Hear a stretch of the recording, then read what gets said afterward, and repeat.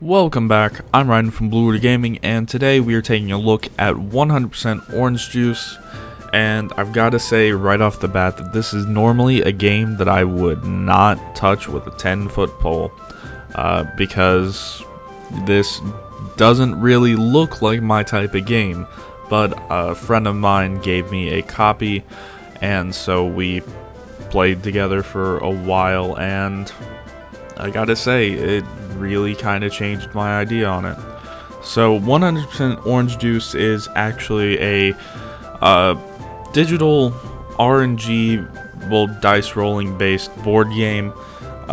It's developed by a company called Orange Juice, and pretty much this is them bringing characters from all their other games, their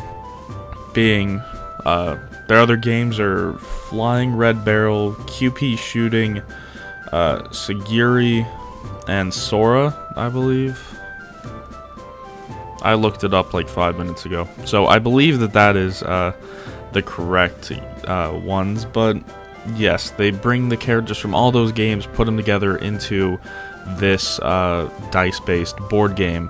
Now, there's also a card element. I'll just get this out of the way because it's the smallest part of the game. There's a card element. You can make a deck. It's usually filled with traps that other people can step on and give them a bad effect. It can also change, like, the location. One of the cards is change the location of everybody on the board. Another one is give you better dice rolls, or add +1 to your dice rolls during certain events. They really just come at random times. I've actually played this game for about 6 hours, and I could barely tell you anything about the frequency of when you get cards. I don't really know when it happens. I just know that it happens, and it's helpful when it happens. But if you like collecting cards, there is 50 to collect, and they added more in DLCs, which, if you're worried about them just stacking on a whole bunch of different DLCs, well, right now there is 7 different DLCs. They all add characters, or they're booster packs where you can get more cards. But yeah, they're all $2 each. So actually you get 2 characters in each of the packs, so technically it's $1 per character. And they do play differently. There is 2 different ways to win in this game. You have to choose between 2 objectives: either get a certain number of stars or kill a certain number of enemies, and different characters are positioned better to do one or the other, or both. Like the character that you're seeing me play, which is Kai, he is designed to do the star-based victory because he can get stars a lot easier and better than the other character. Excuse me. Now, although what you're seeing in the background is multiplayer, I'm going to touch on single player first because it's pretty quick to get through as well. There is 4 single player campaigns in the base game for the characters of Sagiri, Mark, QP, and Kai. They're each 6-episode campaigns, and pretty much it's just what you're seeing in the background, but you do it 6 times on 6 different boards using the 4 different characters. There's also a DLC called the Breaker Pack that adds in 3 more campaigns, but you're usually going to be playing this game with friends, because just playing this by yourself, it's pretty much just clicking a mouse 30 times in a 30-minute span. So yeah, you usually are going to be playing this in pretty much this co-op PvP multiplayer sense. Now, while talking about the campaigns, I did say that you went through 6 different boards, but in total there's actually 20 different boards that you can play on, so a wide variety to play, and I actually haven't even played on all of them, and they all have a specific quirk about them, like their like they can have regeneration pads on them, which is something that you don't normally see. There's also a thing called home roulette, which if you look, the different squares that have poles on them, numbered 1, 2, 3, and 4, those are the homes. And if you get back to your own home, whichever number you are, you get a bonus. But in home roulette, that changes up. Then there's also random teleportation on the teleportation pads, which is the purple ones. And they each have their own special little quirk that the other ones don't have. So next, let's talk about the in-game shop, which might put a few people off when they first hear about it. But the good thing about it is it doesn't actually use any real currency. It's all in-game currency that you get by just playing the game. And what do you unlock in this shop, or actually buy in this shop? Well, you can buy different characters. You have to beat them in the campaign first, and then you can buy them to play later. Then you can also buy boosters to get more of those cards to build a deck to play in the different matches. But the cards that you get to begin with are already okay, so most of what you're going to be spending on is your playable units. Yeah, you can also buy discounts as well, which is kind of weird, but yeah, you can actually buy different discounts of either 10, 20, or 30%, and I believe that they stack, but don't quote me on that because I haven't played long enough. You can also buy different maps so that you can play different places, but I believe, don't quote me on this either, I believe that you can choose any of the 20 maps when you're playing in multiplayer. You might have to buy them, but I'm not for sure on that.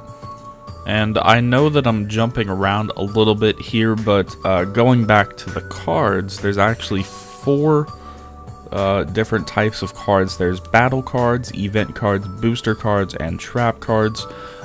They each do very different things. Battle cards, you fight whoever put the card down.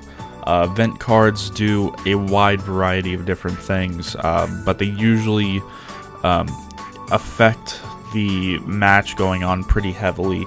Then there's boost cards that get your die rolls to be better. There's also the trap cards, which hinder your opponents in some way or another. And yeah, those are the 4 different types of cards.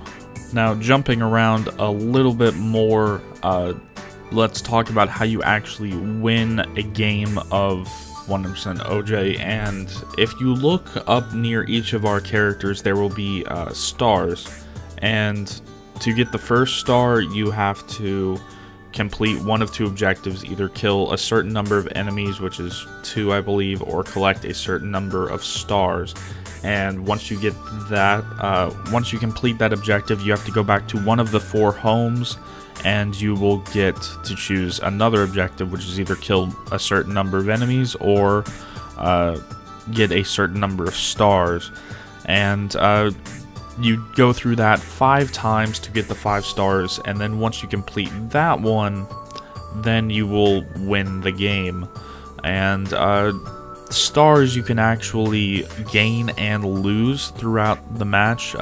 Dying makes you lose stars, and defeating other people gets you more stars and victories for killing people. And just by having the turn timer continue, you get stars automatically. And the downside to going this route is you can lose a whole bunch of stars, but you can get a whole bunch of stars really quickly. Then the other path is killing a certain number of enemies, killing NPCs, not the 4 characters that are actually playing. Killing the enemies that are actually on the board will get you 1 point. Killing one of the other players will get you 2 points, and you cannot lose those points by dying. So that is the some would say safer route to victory, but it depends on which character you are playing, which one you're going to want to use. And the final thing that I'm going to be talking about is the music, which I normally don't bring up in other game reviews that I do, but in this it's actually kind of notable because it's how am I gonna put this? Great background music for one. 2, you can actually find it without having to pay for it, and you can get it legally without having to pay for it.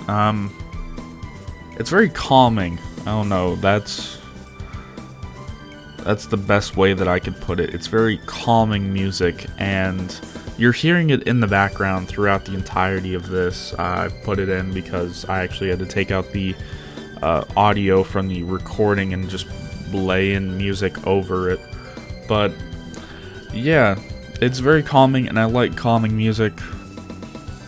I don't know, there's just something that draws me to the music in this game, and well, I hope that you like it too. But yeah, it's something strange about the music because not very many games have actually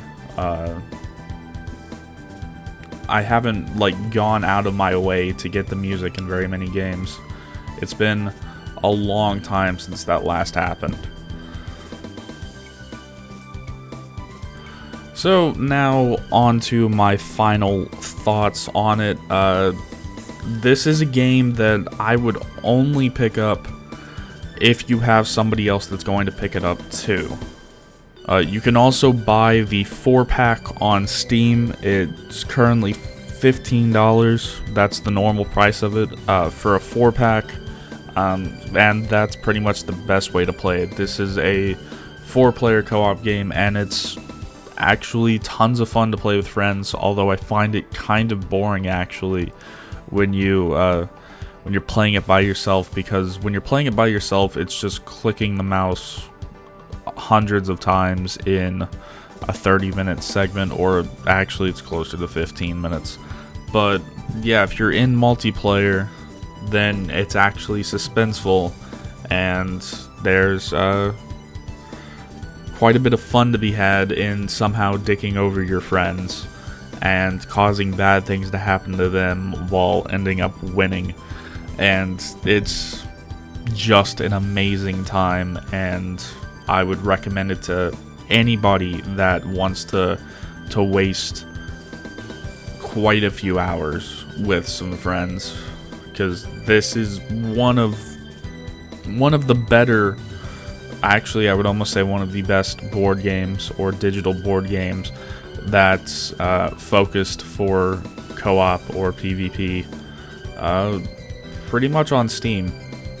So yeah, that's it. One final note is that you can actually change the game speed, and what you're seeing is 4 times speed, because the dice rolls and everything take forever if you don't have it on 4 times speed.